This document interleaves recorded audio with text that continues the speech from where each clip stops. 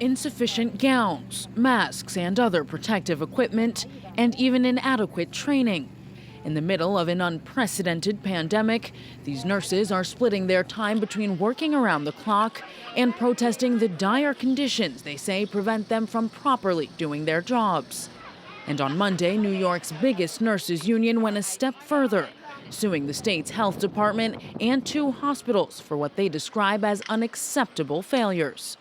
It's specifically focused on the fact that we weren't given the protections that we need initially. We still have to fight and struggle for the protections to have, the patient loads, which are impossible to manage. And the fact that the hospitals have used this crisis as an excuse to violate contractual agreements.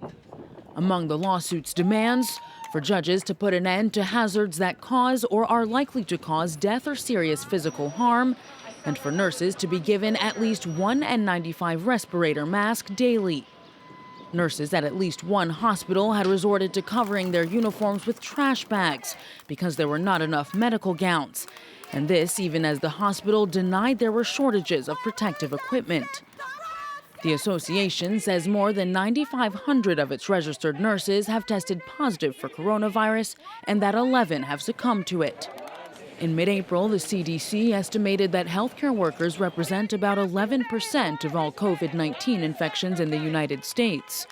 The organization also revealed that 27 health workers across the country have died of the novel coronavirus, though the tally was drawn from just 16% of the country's confirmed cases, suggesting the numbers are likely significantly underestimated.